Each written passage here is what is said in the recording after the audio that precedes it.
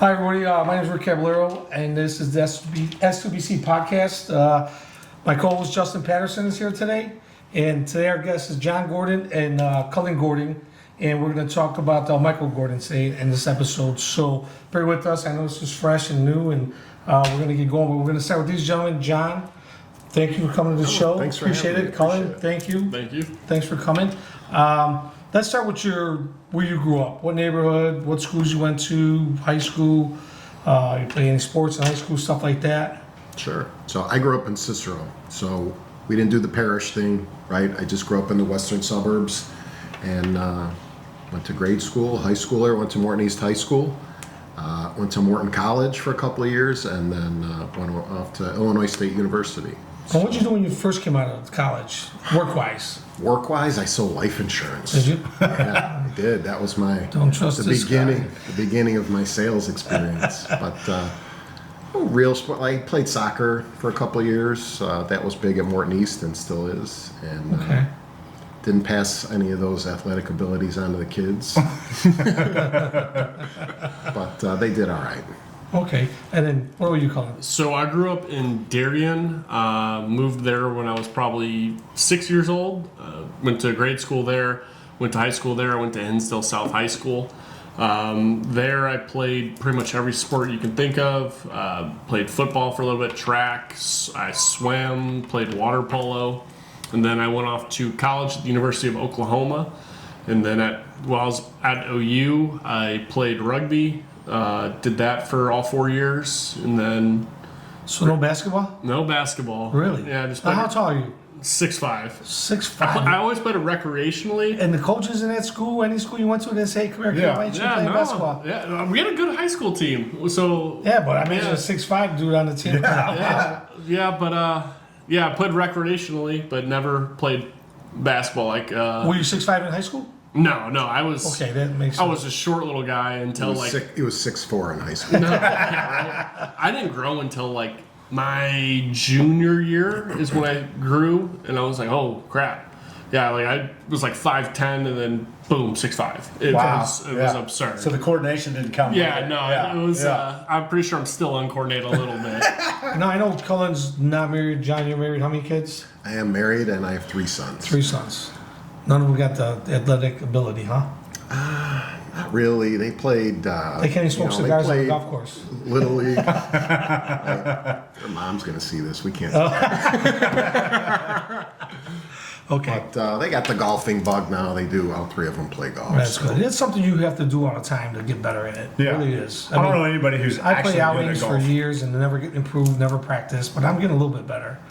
It's patience, you know. Yeah. It's not bad. So okay, and you guys always up until we'll talk about this later. You're going to Texas, but you guys always stayed in the Chicagoland area, Yes. We did.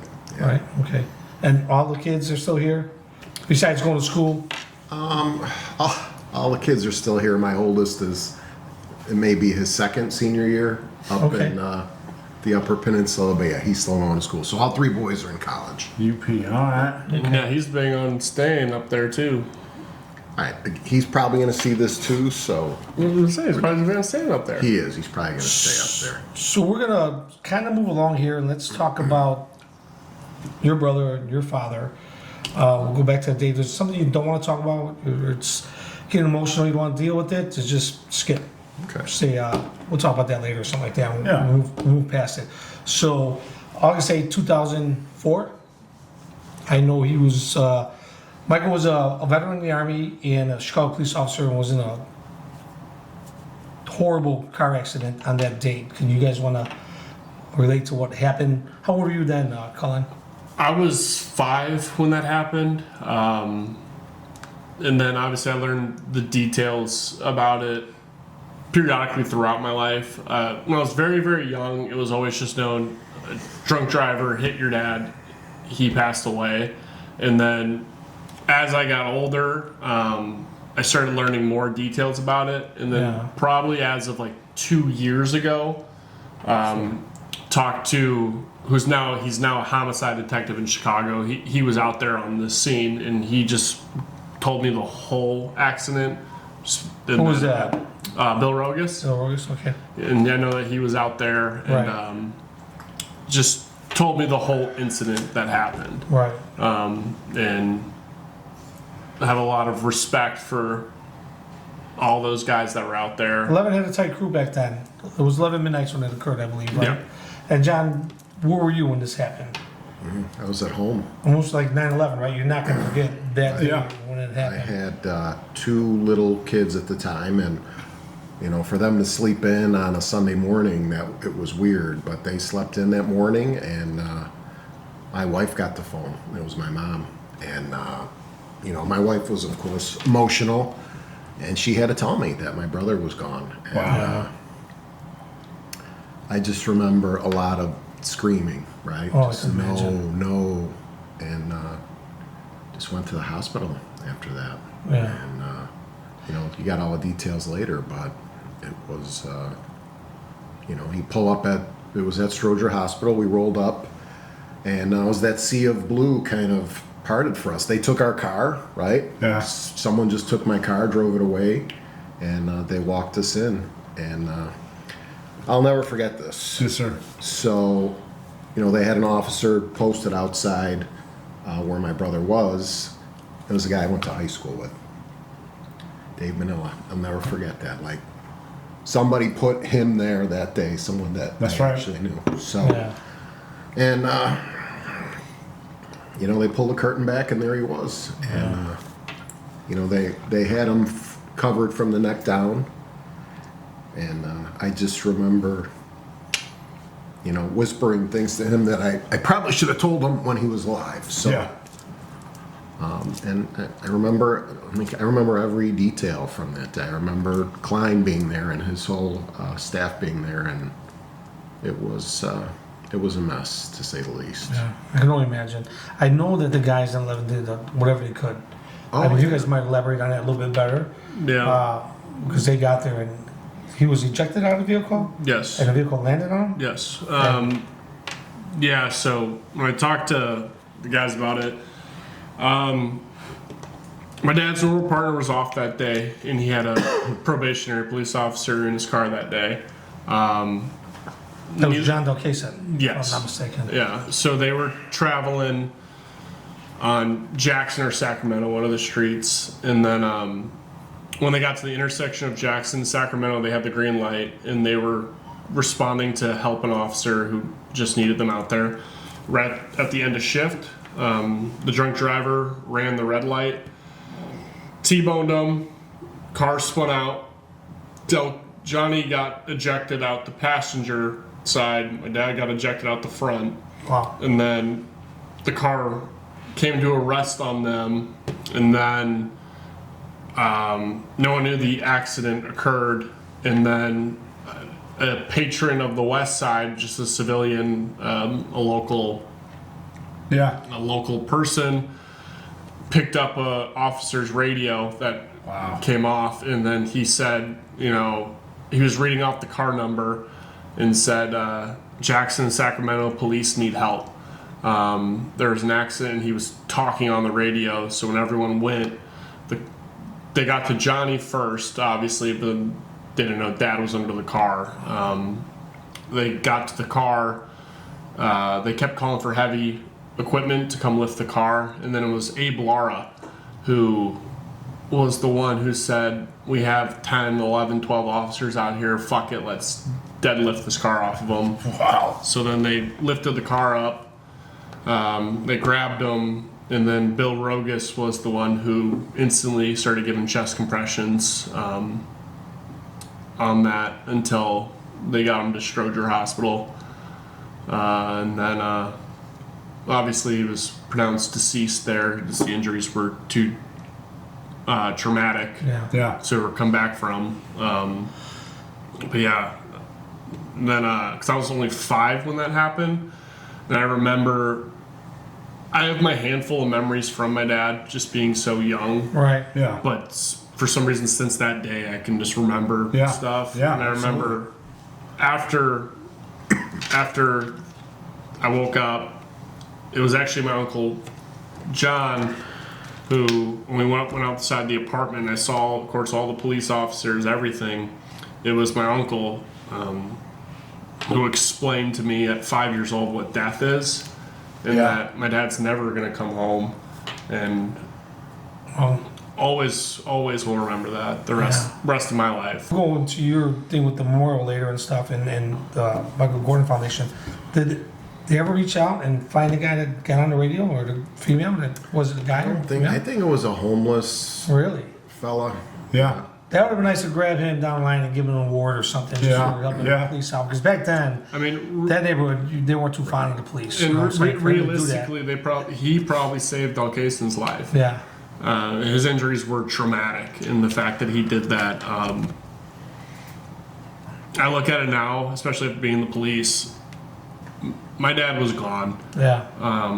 It very well could have been 2 officers dead that day, Right. and I'm happy at least Johnny is still here. Yeah. Because I mean, after that, he has kids of his own now, and that's at least. I remember saying this to positive. John outside the St. Dan's.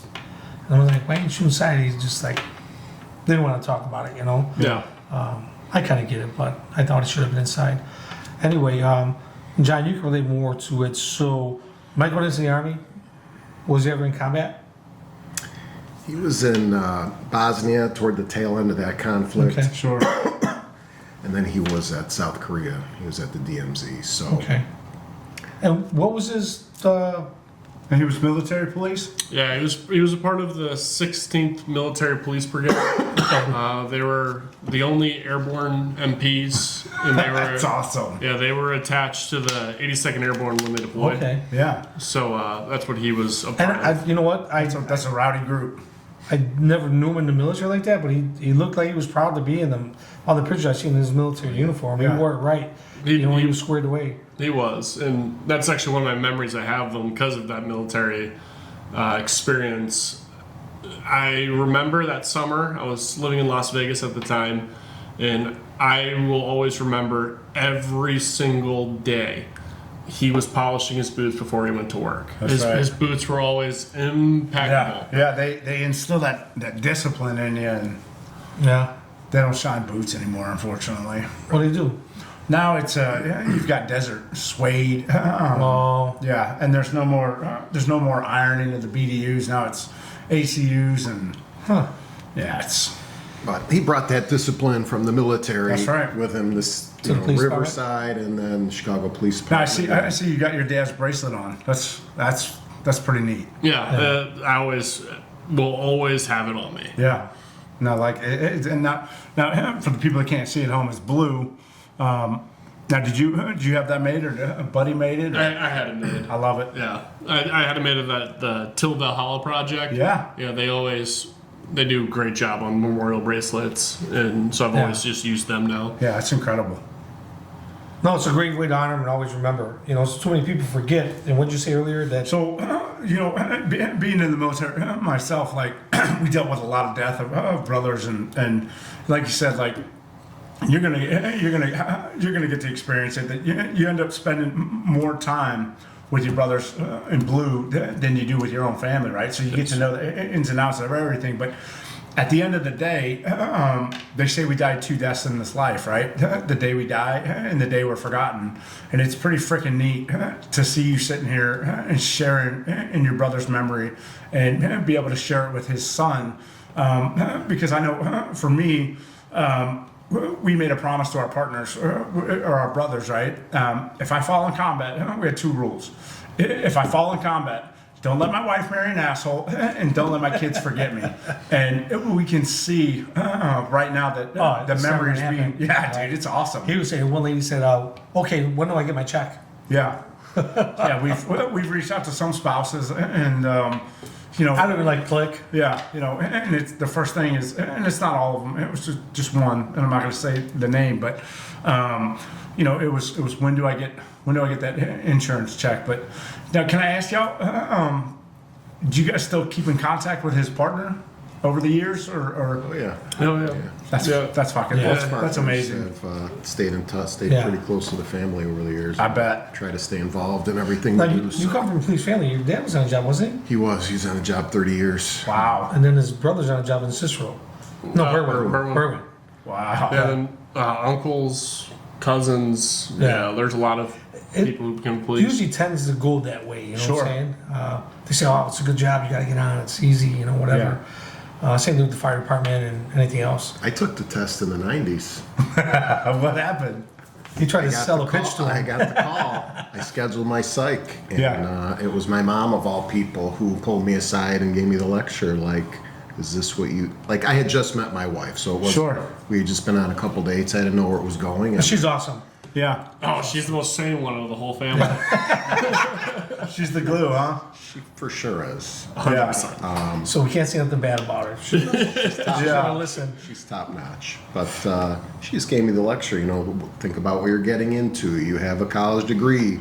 Your dad wasn't home. He missed a lot of That's right. milestones. And I didn't go to the psych. Yeah. The rest is history, so... Yeah. I wish my mom said that. She's like, get the fuck out of the house. So, how long was Mike on the job in Chicago? 2 years, 2 roughly. years? You know what years exactly? We'll show he you. Figure 04, so 02 to 04? 02 to 04. And he was in Riverside roughly 2002. So Okay. I wish I remember him. I remember seeing him. I don't remember him because I was in 10. He was in the 11th district, and we shared the same zone. So a lot of times we crossed paths with the guys on midnights, and I was on midnights. I just remember, you know, him being out there. I don't know, you know, like his work ethic or anything like that, but everyone I talked to, because I got to know a lot of guys from 11, and they say they had a great work ethic, you know, out there hustling and stuff like that. And that's all you can ask a guy to do. In those conditions, you're on midnights, you're fucking... How common is it in the police that the guys stay in touch with family? Is it rare or is it pretty common? Depends how close I think you were with your partner. Yeah. You know, that's key. Because I'm identifying a lot of similarities between the military and the police, like that brotherhood. Sure. It's the No, it camaraderie. exists. It exists. Yeah. So here's the thing. I'll tell you my experience. I was telling you earlier, my partner died in a car accident going to court in uniform, and I had never met his wife. And I was partners with him for about 4 years. Wow. And I never met his wife. But I swore after that, any partner I did meet after that, Sure. I was going to get to know his family a little bit. Yeah. Yeah. Because there's nothing worse than them coming to the hospital and you don't know who they are. Yeah. You Or can't what pick to them say out. to them or Yeah. know their first name. Or Yeah. It was just kind of awkward because he was there for a long time. I think they over exaggerated it. I think he died on the scene, but they Sure. claimed they're trying to save him. And then his family was just Yeah. broken, Yeah. you know. And So he, now, he was a with- jarhead too. So With all of that, like, how do you go into? You've got your uncle here. How do you go into saying, "I want to do what my dad did"? That's freaking. Honestly, I mean, my whole life, my family's all known. I always said my whole life, gonna be the police. I want to be the police. Yeah. And of course, you know, my uncle doing it, my grandpa doing it, my dad doing it, Yeah. that helps. But then also, I would say the District 11 guys also played a huge role in Sure. that. They were always close, you know. Too many guys to even name, and Yeah. the biggest one, God rest his soul, was John McKenna. You know, I got to stepped up huge, and they all did. But John McKenna, man, I mean, if we had Little League baseball games, he was Yeah. going to be there. Just graduations, he was going to be there. That's every amazing, event, Yeah. he was there. John's one of those guys that is the band of brothers. He is going to do that Yeah. for anybody. John Yeah. would do that for anybody. Yeah, he He was funny as fuck, but he passed away a couple years back. Yeah, but all those guys. I mean, like, kids grow up, and I remember. I don't know why I remember this. I was 12 years old. I was in middle school. Yeah. It was do a hero report.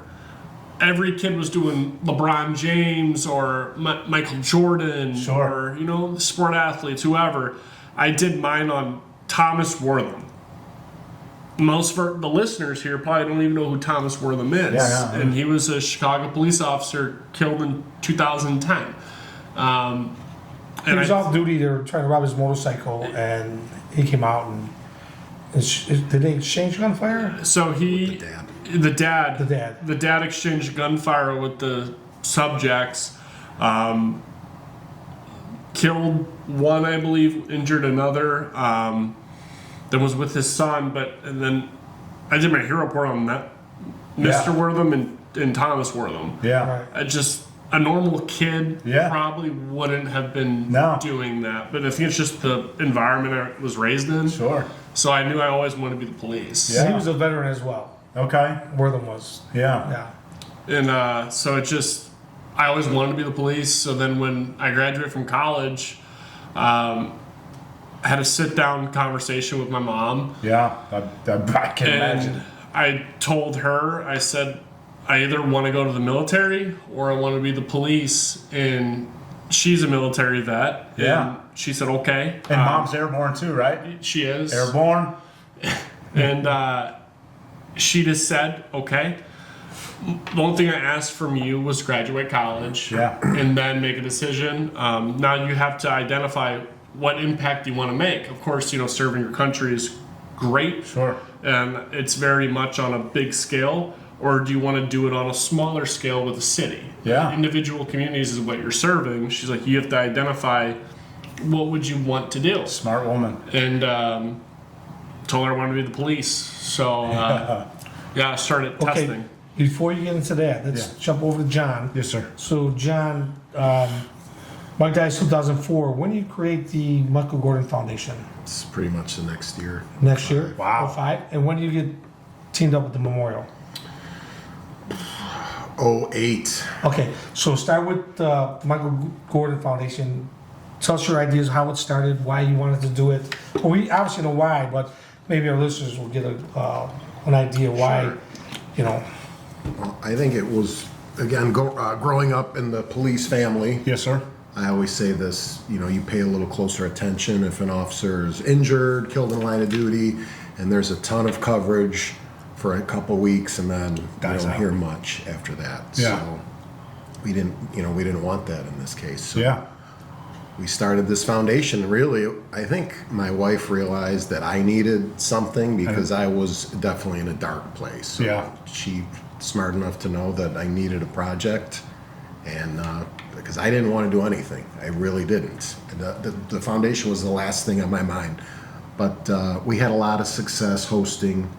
We hosted our own family benefit. Usually, the district will come together, and those guys were instrumental in helping us pull it off. But it was really the family Yeah. and some volunteers that we handpicked from our friends that helped us pull it off, and it was super successful. Yeah. And my wife said, we gotta kind of take advantage of this momentum and continue. I'm like, come on, this was hard enough doing this. Let's just call it. We raised a lot of money, and I'm glad she did. I'm glad she pushed me, and we started with a Cubs rooftop fundraiser. Yeah.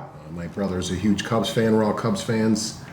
We had some connections with the rooftops. Yeah. And 2005, we started the paperwork to get the foundation going, the Michael Gordon Memorial Foundation, and 05, I think, was our first Cubs rooftop event. So the people that aren't from Chicago, what does that mean, the rooftops? Oh, so outside of Wrigley Field, it's very unique Yeah. ballpark. There's buildings all around the outfield. mostly 3 flats, correct? Yep. 3 flats outside the park, like right across the street. Okay.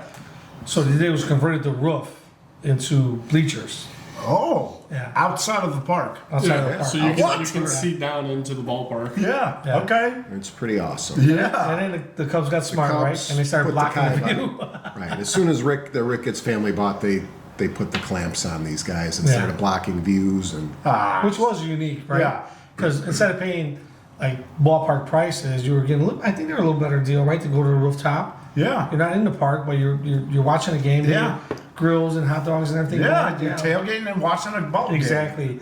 It's a rooftop tailgate party. Okay. Exactly what it is, correct? pretty much. Yeah. Yeah. That's amazing. So they did that for 20 years. Up until last year was the last year, correct? Last year was the Well, last we one. had people from all over the country came in. And what year did you start with the department? 2022. 22, so just recently. Okay, I'm thinking, okay, so let's wait on you for a little bit. So 3 years after you got this foundation going, how do you get hooked up with the Chicago Police Memorial? So I was a stock trader. I was a day Okay. trader, and it got really difficult to make money. Yeah. So I had a couple kids at the time. Like I got to think about the next chapter here. What am I going to do? So Phil Klein was the police superintendent when my brother was killed, and then he took over Chicago's Memorial Foundation as the executive director. He's still the executive director today. And he was pretty familiar with what we're doing with the Gordon Foundation. I mean, he's a class act. He was at every event. If I ever needed anything, he was going to pick up that phone call. And if he couldn't, he would call me right back. That's just the kind of man he is. So I figured I'm going to call Phil because he knows everybody. He'd be able to open some doors for me. Yeah. Right? So we met not too far from here. We had lunch at Home Run Inn on Archer. Really? Yeah. And he heard me out and he said, what do you think? Lucky I wasn't working security that day. I would have threw you guys out. He said, we're ready to take the Memorial Foundation to the next level because they had raised money to build a memorial and park along the lakefront, and now they wanted to do the mission beyond the memorial, focusing on taking care of police officers and their families. He said, we're ready for phase 2. We need some people. I know what you're doing with Mike's Foundation. Would you ever be interested in something like that? I'm like, I didn't really come here for that, but I absolutely would. I think that'd be a great opportunity. He said, I'll tell you what, our board meets tomorrow. Go home and come up with a proposal. That's a tough. Less than 24 hours, I had to come over. So I did. I went home. I told my wife. I came up with a proposal. I probably lowballed myself. But it sounded like an amazing opportunity. I sent it to Klein, and I will never forget that phone call. I got the phone call next day. He's like, good news, buddy. You got the job. So that was in October of 2008, and I was there for 9 years. Wow. So for Justin and our audience, explain exactly what the memorial does. Because they do a lot, and they grew to do more than what people think. Sure. And I don't know everything they do, but John will tell you. So the Memorial Foundation, again, they started out in 2004 just raising funds to build a memorial and park for Chicago's fallen officers. Yeah. And it's along the lakefront, and if you've never been, you've got to check it out. Yes, sir. And if you're not from Chicago and you're in town, please go check it out. And then roughly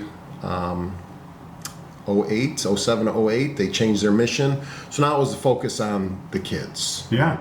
So for fallen officers, there's a group called the 100 Club of Illinois. So they will pay college for any children of a fallen officer. Wow. But I don't want to knock CPS, but I'm going to. If you're a Chicago police officer, there's a very good chance you're not sending your kids to Chicago public schools, right? Okay, fair enough. You're working a ton of overtime. You're working side jobs to send your kids to private schools. Well, not only, and I agree with you, so don't take this the wrong way, but I think every officer that got the opportunity to work overtime and stuff is always looking to better their kids, so they send them to a better school. Absolutely. At least, but here was a misconception. Everyone thinks because you're paying for a school, it's a better school. But not all the times that's the case. So there are some really good public schools that kids come out sharp as, Clearly, Rick's a product of the Chicago public school system. I am, but that's not why. I'm just saying. Right? You could agree with that. They were trying to fill in the blanks where there wasn't coverage. Right. So they said, okay, well, let's pay for grade school and high school, private grade school, private high school for the kids of officers. And then they took it further. Chicago has several officers catastrophically injured in the line of duty, total and permanent disability. They had kids too, and there's not a 100 Club of Illinois to cover them. So the Memorial Foundation, let's help out these guys as well. We'll cover grade school, high school tuition, and we'll cover these kids through college as well. Wow. Right? So, and what they do is if you're killed, not just like brother fallen does murdered officers, they do any Chicago officer killed in line of duty, within a week they give them a pretty nice check. Pretty nice check. just for immediate expenses. Sure. Yeah, which is what we believe in too with the brother. We're going to a funeral in Utah. All right, we're not going to make the family rich, but let's help them out with a donation. And so now they're not worried about, okay, where are we getting money from? Because everyone knows insurance takes time. Any check that's coming in from any foundation is going to take fill that gap. Little time, right.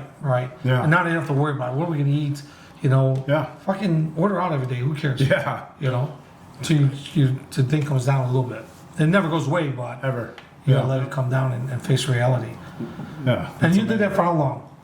9 years. 9 years? And the mission kind of grew from that to just one-off cases. Hey, this officer was injured in a car accident. He hasn't worked in X amount of months. He's got a kid in private school. That officer could come to us. We'd hear the case, and our board would probably pay tuition for that officer's kid. So we did a lot of pretty amazing things. I believe even as far as like a widow coming and saying, hey, listen, I can't pay my gas bill or electric bill. Sure. They would help. Right. Yeah. Remember, there are widows that have been around for a long time. Yeah. There was no Memorial Foundation Back then, yeah. pre-2004. Right. There was nothing before 2004. They had the 100 Club of Illinois. Right, but that was... But other than that, it was past the hat at the district. And I'm not knocking the 100 Club, but they were selective, I heard. Sure. Especially with... I mean, it has to have, we have to have a beneficiary. Right. There has to be a Sure. child. Yeah. That's crazy. So moving forward, you're doing the memorial, you're doing the foundation. Cullen's growing up, right? Mm-hmm. So you figure you're still under 10 by the time you get involved in everything that you're doing. So Cullen, you grow up, you go to college, you get out, you find land in the department. Tell us about what department you landed in, and go from there. Because I know you went in saying I started to apply. Yeah. So, because you brought up the college part, 100 Club, and so 2 people paid for my school, the 100 Club of Chicago and the Chicago Police Memorial Foundation. And if someone's watching this from them, thank you again. Yeah.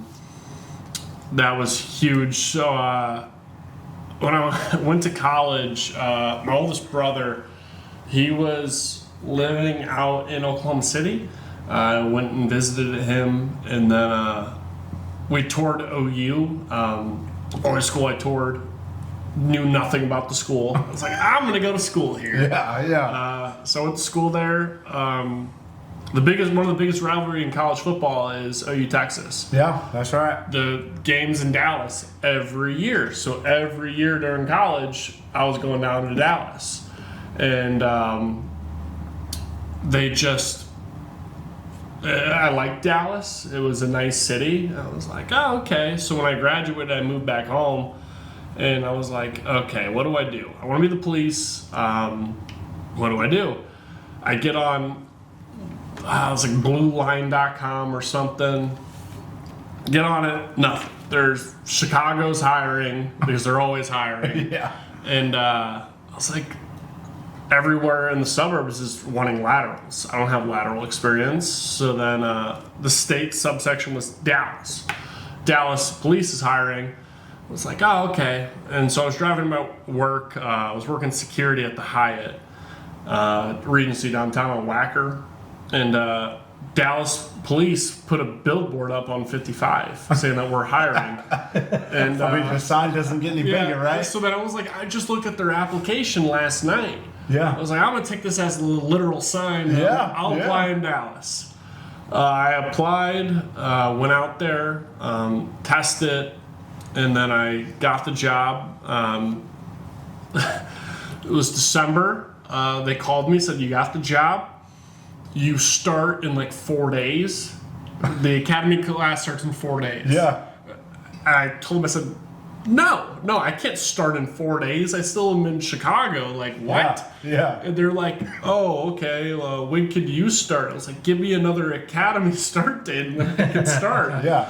And All right, the day after that. yeah, so then they told me, they're like, okay, this date, this is your academy start date. It's April 13th. I said, okay, that's enough time.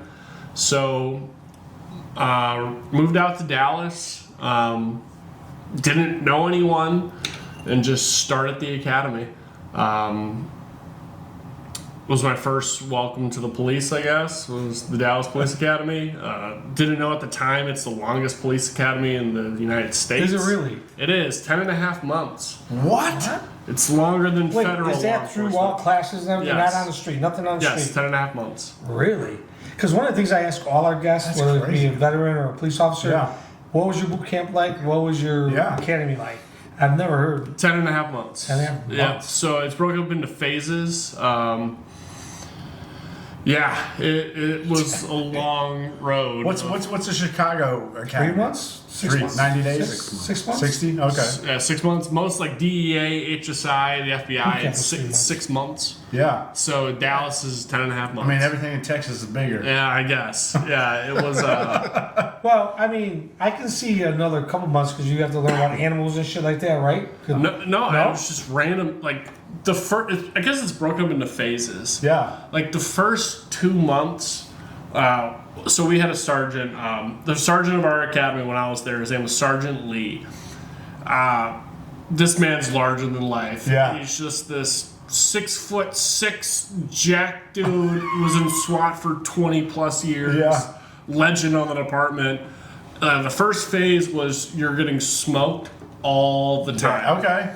And then, so we're in formation doing the whole, like paramilitary, like you're Yeah. learning, doing the whole PT. Drill and yeah. And he'll come up and start fucking with us. And he's like, Gordon, how does a 5-mile run sound? I'm like, good, Sergeant.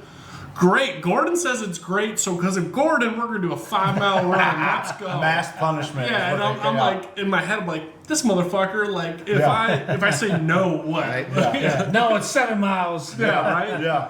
So, There's no right answer. yeah, the first couple months was just getting smoked all the time. And then after that, when they weed out people who are going to quit. So that's your tear you down phase. Yeah, so then they start doing, like, of course, the classroom portion. You're learning law and stuff like that. And you do that, and you still PT every day, Yep. defensive tactics every day, but it dials down. Yeah. And then right about 7 months in, that's when they do reality-based training. Wow. So you wear the suits, like the sim suits. Your guns have sim rounds in Yeah.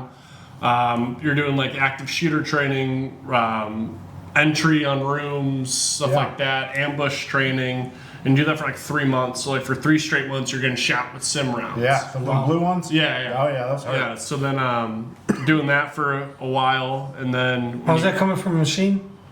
what? The shots? No, it's coming from a gun. No, I know, but I know we did this simulator one time where they actually used a machine, so it pinpoints, so it's not gonna hit you in the eye. Oh no, it was because you wear the masks, and it's like Yeah, paintball okay. masks. So And, it's old big buff sergeant yeah, in the corner. Yeah, so actually it was 2 dudes the 2 like shooters in almost every scenario were former SWAT guys. So it was just you getting shit on. Yeah. In every Yeah. scenario, Yeah. every day. Yeah. So right around 10.5 months, once you graduate, that's when you start field training. Okay. And then towards the end of the academy, you do your wish list. They give everyone a wish list. Okay. Because we had 7 channels, districts for Chicago, and you rank 1 through 7 where you want to go. Okay. And they look at your list, and then they'll be like, look at it and be like, okay, boom, you get your number 3 pick. Yeah. And then that's how they ship you off to FDO. So now, after you get out of the academy, do you go to a probation area, like a year? Yeah, like you're on probation. I graduated the academy in January. I was off probation the next following January. Okay. So our field training was 3 6-week cycles, and then your 4th phase is your ghost phase. So your FTO's in the car with you, but he's giving you 0 insight. Right. You're basically by yourself, and you do that for 3 weeks. And if you can show that you progress through training and you're not a liability, then you'll go on to like Yeah. be by yourself. Okay. Are those mostly units out there, one-man cars, in 99? Depends. It depends. So Dallas, it's I would say it's a victim of its size. I mean, Dallas is double the size of Chicago in terms of land Sure. for 2 million people. So like your districts or channels are massive. Mine was 68 square miles. So it's a lot of geography. It's a lot of learning. I went to Southeast Patrol Division, so that was like the equivalent of working like the South or West Side in Dallas. It's always the most violent area in Dallas, and you learn quickly, but it was unique because South Dallas is predominantly all African American, very much like Chicago. Sure. Short city streets, block numbers, stuff like that. Yeah. And you get out to Pleasant Grove. It's predominantly all Hispanic. Okay. And it's a rough area. Yeah. And then you get out to the country, we call it the Deep Grove, and it's predominantly all white, but even then it was rough. It was Aryan Brotherhood, Aryan Circle, sure. Really? Peckerwoods. Yeah. So it was. What's a Peckerwood? It's a prison gang. Yeah. It's a prison gang. It's a white.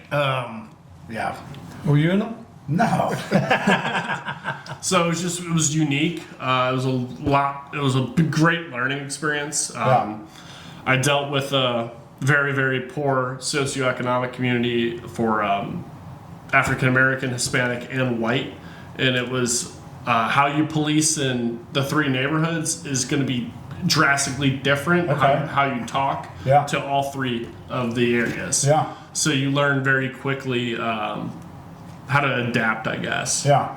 You're a chameleon. Yes. Yeah. Yeah. So like how you police in South Dallas might be a little bit different than how you police in Sure. the Deep Grove. Yeah. Yeah. Did you change your accent No. in each area? Y'all. No. Yeah. No So cowboy y'all, hat? I just said y'all all the time. Yeah. No cowboy hat? No cowboy. That's Fort Worth. What's the Fort boots? Worth, Yeah. No boots either. That's No Fort boots.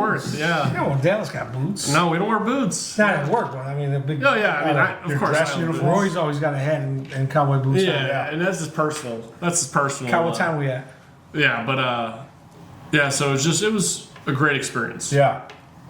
So, Justin, you asked about, do officers stay in touch with the Yeah. families? So, 100%. for Cullen's graduation, a handful of Chicago police officers that worked with my brother, officer from his academy class, came out and attended Cullen's graduation. That's awesome. Yeah. You guys are pretty amazing. Yeah. Yeah. Those graduates from the police academy. Yeah, they came in full uniform. Come on. Yeah, and they everyone took notice. They're looking. They're like, "My Chicago Police Department." Like, oh, that's cool for them to come out there. Yeah. And Not so knowing the back. And in my academy class knew the backstory, but like command staff Sure. didn't know. Yeah. They're like, why are these guys, Chicago Police Department, here right now? So we have in the military we call them Gold Star kids, right? Yeah. That we look after, and We have them here. they get to a certain age, right?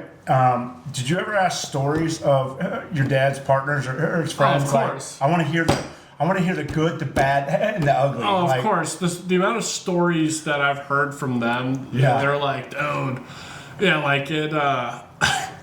I'll tell one. Okay. Don't tell the gay stuff. Just Yeah, no, of course not. it's only on Thursday.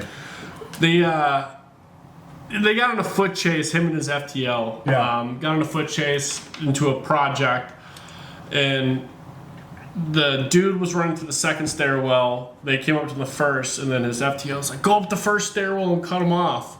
So this FTO is chasing him up the second stairwell now, and they get up to like the third or fourth story. And it's like, I lost sight of him, but all I heard was, surprise, bitch! And then he sees the bad guys tumbling down the stairs. And then he's like, I was like, holy shit! Like, Yeah, my dad's this dude's fast. Like, that's his FTO's. This Yeah. dude's fast. So then that's why they started calling him Flash. keep in mind, Yeah. how tall was your dad? 6'5.5". Oh, So yeah. he's a big motherfucker Yeah. too. Yeah. Yeah, so They stick out when they're walking. Yeah. Once short Mexicans, you know what I'm Yeah. saying? Yeah. They do. Yeah. But yeah, That's that's funny. awesome, dude. Yeah, Flash. Man, so those stories, of course, they've told me throughout the years. Sure. And It's good to hear all sides, Yeah. right? Yeah. Yeah. And it's I think it's a powerful statement to who your father was, right? Yeah. That image, and I just feel privileged that I get to hear these war stories of your old man and your brother, because his memory lives on through you guys. And Right. Yeah. You're going to be able to tell your kids and so on and so on, Yeah. right? They'll Yeah. never be forgotten, right? and that's why, like, seeing those guys at District 11 is definitely what I brought to Dallas. So, like, I had, because, like, some guys were solo cars, some guys were two-man cars. Like, Yeah. my partner, I had two partners varying, because one of my partners flew drones. Yeah. So sometimes he'd be at the drone unit. But both my partners, like, very, very close. Anyone I was Yeah. close to in Dallas, just that brotherhood was there. Yeah. I mean, I knew their wives, their kids, Sure. their everything, and I very much brought that to Dallas, and I'm still close with all of my Yeah. He friends became since a then. brotherhood member in Dallas. Yeah. Okay. Yeah. So I think I'm taking the Dallas Brotherhood next month. Yeah. Yeah, Or no, Roy? this month. Roy. End of this month. Yeah. Roy. Okay. Yeah, Roy's they're a coming, mooch. they're coming down to For the go record, fishing. Roy's a mooch. Found out he could get a free trip. Hey, Roy, you're my guy, Roy. Always. But yeah, so I was a brotherhood member in Dallas because one of the founding members here in Chicago was John McKenna. Yeah. And I know, John. yeah, No. he passed away in 2022 when I was in the Sorry. academy. Yeah. Very much like a second father in Yeah. my life. He told me, he's like, oh, Dallas is a brotherhood chapter. He's like, you got to be involved. And I was like, of course, I'll be involved. And then when he passed, I was like, fuck, I have to be very involved. Yeah, Like, yeah. I'll tell you what, John was a smart motherfucker and funny as fuck. Yeah. And there were times I got so aggravated with him because he would just do some stupid shit. Yeah. It's like, John, what are you doing? Yeah. I'll be like, whoa. I go, what Yeah. are you doing? Sounds like a guy. I know. Yes. I'll give you a couple examples. Yeah. One's a bad one. There was an officer murdered. Snow coming down. We were on the same team on midnights. We got over there, and the side of the tracks was covered with snow, Yeah. not touched. You can tell if somebody walked through it or Sure. somebody threw something in there. You'd see an indent in the snow. And John jumped the fence and he's walking through this thick snow Yeah. with his flashlight, looking at snow. And I'm like, the fuck you doing? I go, you could see if somebody ran through there or threw something in there. Yeah. And it was just like, shit like that he didn't think about sometimes because I don't know where his mind was. Yeah. Or the time we pull over his car and we all get out, we get them all out of the car. Yeah. And we're looking around the area because when they turn the corner is when we hit them to stop. And we're making sure they didn't throw nothing out the window right there. Well, John's like 4 houses up on the other side of the street. What? John, what? The fuck are you doing over there? What do you mean? I go, they didn't throw nothing that far. They didn't throw anything. By the time we didn't pulled get up the- on them, they were in a split second. If they threw a fucking thing that far, well, they deserve to get away. Yeah. It was just weird Well, shit that he would do. let me, while we're talking about, when's the first time you heard the word bolo? Oh, in Texas. What, Bolo? Bolo. For what, be on lookout? Yeah. Really? We don't use it in Chicago. Oh. Did you ever hear the word bolo in Chicago? On TV, no, not I don't Bolo, even remember if I heard it on TV. Yeah. So we're in Texas at the John Tigan. It was called Beyond the Battlefield, Yeah. a veteran Yeah. retreat thing. And my girlfriend's son Joe was about to go in a helicopter. He had a full AR with magazines in his side pockets and stuff like that. And he has a seizure. And I'm like, hey, you gotta get over there. You gotta go over there. We get over there, and these guys got him down and everything. They called an ambulance, take him to the hospital. So I went with them to the hospital. And security guy comes out. Who are you? I go, well, I'm dating his mom, but I'm closest kin he's got here. All right. And I said, listen, I'm the police, so I'm from Chicago. Oh, okay. Made him relax a little bit, right? So he comes out and he says, hey, he's got a bolo. And I go, What the fuck is bolo? what's a bolo? He goes, you said you were the police. I go, I am the police. He goes, and you don't know what a bolo is? I go, I never heard of a bolo. And now he's doubting that I'm the police. Yeah. So listen, I'm from Chicago. I the fuck is a bolo? And then they explained to me. I go, oh no, you got the wrong guy. He's never been to Texas. How can they have a bolo out here if he's Meanwhile, never he's been got a here? magazine in his pocket, Yeah, right? full magazine is his side pocket. jeez. But they never found it. Then they had to call the police. Police came and lucky I had a couple coins. I stopped them and like, hey guys, This isn't your slam, guy. Yeah. and That's they funny. came out. Yeah. They say he's good. Good old Texas a bolo, that's a bolo, right? Bolo's high? Yeah. But Yeah, it was kind of funny. So getting back, rooftop. What was 20 years of rooftop? Do you remember any particular one that was more like memorable than any of them else? Probably the one that didn't happen. So yeah. we had a complete rain out. So it's a baseball game. So we're subject to the weather. Yeah. We had a complete rain out, and they give you so I'm driving, and I'm getting a call from the cap sergeant in the district, like, John, it's not happening. I'm like, you put in so much planning for an event like that. Yeah. But it was the Chicago Blackhawks playoffs. Oh wow. So they give you the option. You could either continue to have a party without Cubs baseball or try to reschedule. I'm like, we have everybody coming. Yeah. Let's just do it. So it was one of our better one, definitely one of our best earners, if not the best. Yeah. We made I think we just had everyone captured in one area. Everyone was watching the Blackhawks. Yeah. I remember, I don't know, was it third year towards the end? And you came to one of them, and I was bidding on somebody. He goes, "Don't outbid me." I won't outbid you. He walked away, I outbid him. It could have been any of the years. Yeah, I was like, don't outbid me, Rick. And he's like, all right, got outbid. And then the final one was good, too. Yeah. We had officers from Fort Worth, Dallas. Yeah, Roy came. He was probably, dude, you paid for it, didn't you? Then Roy's a. No, Roy, I didn't I'm pay kidding. for it. Yeah, they No, he was there with like 8 people or something like that. So he We brought brought a good group. Yeah, Yeah. he brought a few guys from narcotics up there, and then some Fort Worth cops came, and then even a chief from Dallas came. Yeah. And good turnout. And if I can, I'll tell you who doesn't get enough credit is the pipes and drums. Oh, they're they're incredible. amazing. Didn't They're that go to incredible. all yours? They did. So we ran this thing for a number of years. Sure. And, Pipes and Drums, the Chicago Police Department, are at a lot of events, and I know a lot of those people. I'm like, what if we had you play during the 7th inning stretch? I think Yes. that'd be pretty awesome. Yeah. So roughly our last 6-8 years of Yeah. doing rooftop, and they do it on their time. On their Yeah. own Yeah. time. I've had the honor and privilege to meet them. Yeah. So I'm like, okay, you can eat and drink and do your thing, but you play a few songs for and everybody loves Wow. it. Yeah. They do it. It's, Yeah. So, It's something about like because of you, I've visited a lot of different police houses or whatever you want to call them. But there's something in Chicago, Boston, New York. There's it's a tighter knit group, right? I don't know why it is. Maybe it's the because we go through more shit. Absolutely. And you bond better when you go but through they're shit. iconic. They're icon. I mean, they make freaking TV shows about all Yeah. of these ones, right? Yeah. But there's something that's ingrained, almost stitched in to the fibers of what it is to be a cop. Is pipes and drums, right? Yeah. yeah. It's incredible. I don't remember when did the Chicago Pipes and Drums start? Do you know? Because they had a fallout. It used to be the Emerald Society, and then they split. Yeah. And they went to just the Chicago guys. could I be don't Chicago know Pipes and Drums. I just know the Emerald Society Pipes and Drums started in the early '80s, and I don't know Right. when the I Pipes came and out in Drums of Chicago '97, Police Department and started. I remember them coming to the district and selling discs Yeah. with their music. Now, And I can remember it was the Emerald Society or the Chicago Pipes and Drums. were they pipes don't and do drums it at your old man's funeral? Yep.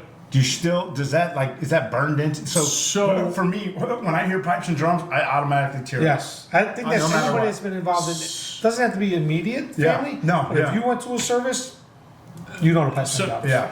It for the longest time, and it's funny because we're Scottish too. Yes, all right, just- Scotland. Bagpipes and golf. The hearing pipes and drums bothered me for a long time. Yeah. Oh, did A it? long time. It just hearing it just put me back at my dad's funeral. Yeah. And it was like that my whole life. Sure. And it wasn't until me and my two buddies from college, one of my buddies was living out in London, and for some reason, me and my buddy were like, "Fuck it, we're gonna go visit him." I've never been to Europe, so we're gonna go visit him. And then so we went and visited him, and then we're like, "Dude, let's go to Scotland." Yes. And we're like, "All right, sure." We took a train up there. The second I got off the train in Scotland, in Edinburgh, And back. the pipes and drums are everywhere. I didn't know Everywhere. that. Yeah. Yeah. Just, and I'm walking everywhere in Edinburgh, seeing all the sights, and there's so many guys out there in pipes and drums, Yeah. pipes and drums. And for like an hour, I just, in my head, like they could tell, like I'm hating Scotland right Sure. now, because all I'm hearing is pipes and drums. All you're hearing is dad. Yeah, that's all I'm thinking about. And then my buddy, one of my best friends in my life, he's South African, and it was when we went. My dad was gone 20 years, and he said, "Why do you keep letting this bother you then?"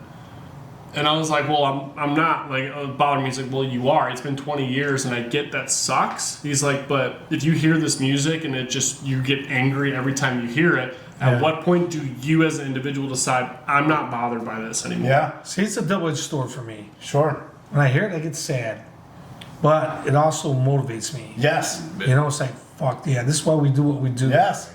You know? Yeah, and it just, that was when I was like, you know what, you're right. Yeah. You're right. I'm letting this bother me. It's been 20 years. Like, when am I going to let go of just this hatred of bagpipe music just because it reminds me of bad stuff? Yeah. And kind of like take over and associate it with something positive. Yeah. So then I was like, you're right. And then that whole trip, I'm listening to bagpipe music because it's everywhere. Yeah. And I was like, you know what? This doesn't bother me anymore. Good for you. Because I've heard it at so many police funerals. Yeah, but right. Eventually, I'm like, you know what? It is. It's a beautiful thing, in my opinion, now to listen to the bagpipe music and just. It's culture, it's Yes.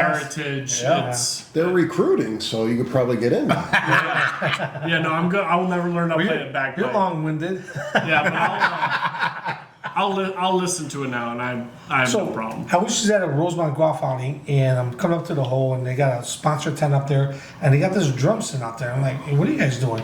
Oh, we do drums for autistic kids. They go to different places, and they let the kids play the drums and beat up on them. Yeah. So I go, oh, that's pretty cool. You guys taking donations? They're like, well, well, here's $20, right? And I go, you know what you ought to do is flip that drum upside down and let them put donations in and let them see that there's money in there and tell them you're doing this to help these kids. Yeah. He goes, I like you. And I'm always thinking fundraising. Yeah, so, yeah. but then I thought, They knew Rick was autistic. that too. But then I thought, I go, you know what?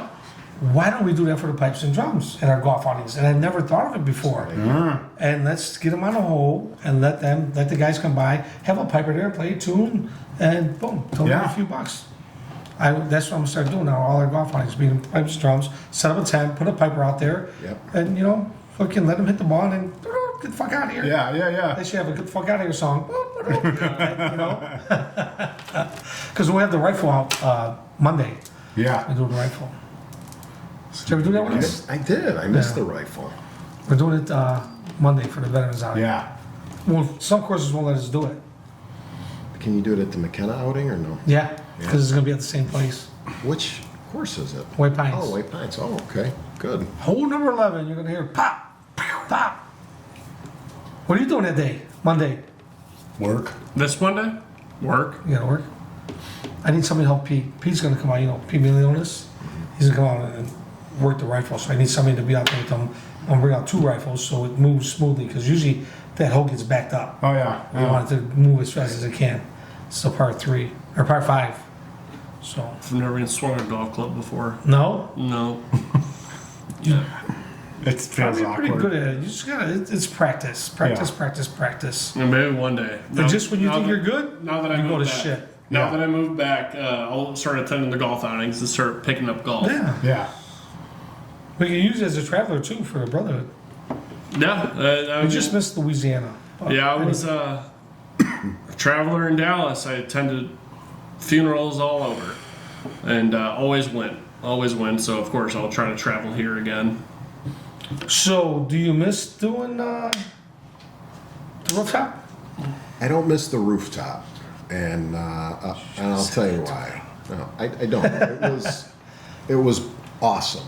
I mean, we said it at the beginning. What was the whole point of all this? And it was to, make sure my brother wasn't forgotten. And here we are, 21 years later. Amen. And we're talking about That's it. right. Right.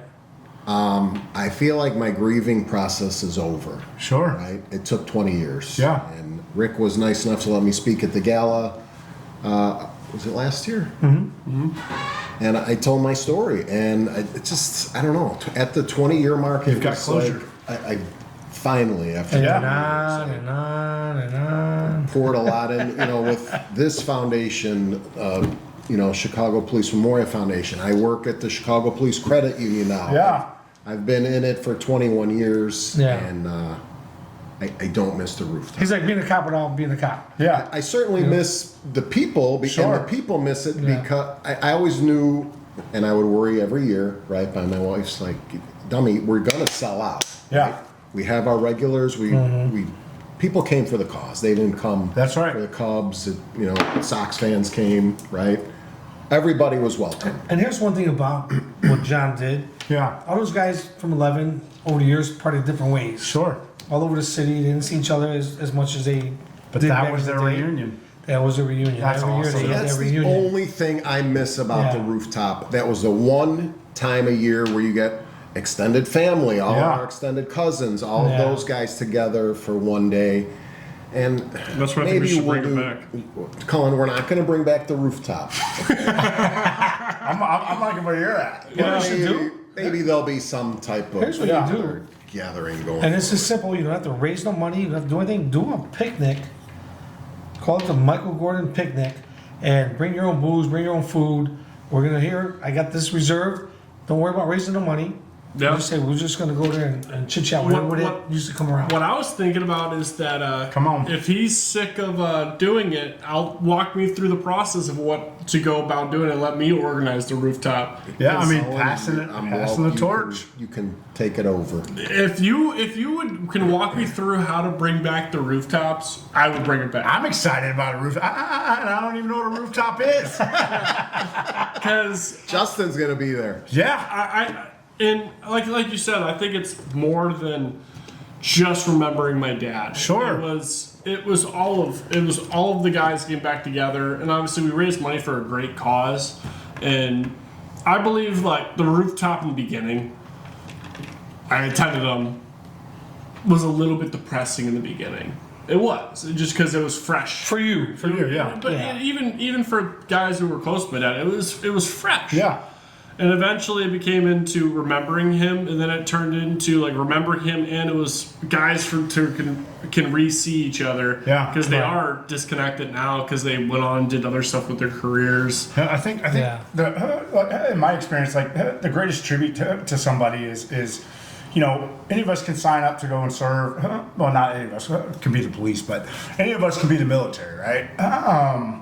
And you sign your name on the dotted line, right? Like it's easy to go and die for your country. It's easy to go and die, sacrifice for whatever, right? But this old man broke this down for me, and he said it's harder to live for somebody's memory, right? And I'm like, what the fuck does that mean? And then you go when you go through the stages of guilt or survive, whatever you want to call it, but having to pick up your own shit and live for somebody else's sake is harder. It's easier to die for somebody than it is to continue to live and make The memories stay yeah, yeah. For the guys that we have come around for different reunions, initially it was about remembering. Now it's about living and showing the kids we're positive. Listen, we're gathering here for your father. This isn't a sad fucking day.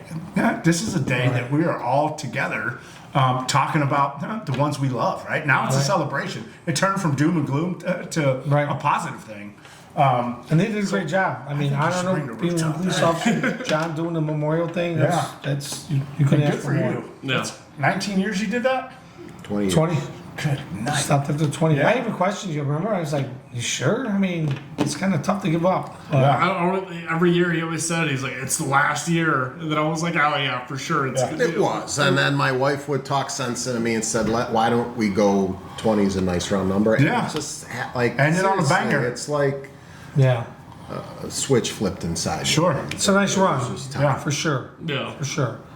All right, guys. Well, I want to thank you guys for coming out. Appreciate you it. for having us. Great show. Yeah, thanks, Went guys. pretty quick. Super nice to meet Stopping you. by. Great meeting We want you. to thank our sponsors, Blue Star Security, Home Depot, and our good Spring Whiskey Stones for donating to us. That's right. And listen, anytime you guys want to come back, we'd love to have you. Awesome. Yeah. As you get a few more. Oh, for the record. Oh, there you're laughing. Cullen is now back in Illinois, working for another law enforcement agency here in Illinois, but we can't disclose that just yet. Yeah. So welcome back, Cullen. Oh, thank you for. National Police Federal Credit Union, nationalpolicefcu.com. There you go. Anything else you want to get out? Any other organizations? No. Because that's what we do. We forgot to do it, but we usually ask our guests. You want to give a shout out to anybody or anything like that? Since I work for the credit union and we serve the police. That's right. Give me How about Well, the 11th here's to how about the your father. 11th District Rangers? Absolutely. Yeah. Nope. Absolutely. Here's to your Guys, father. Definitely. All right, cool. the Got it, bias. good.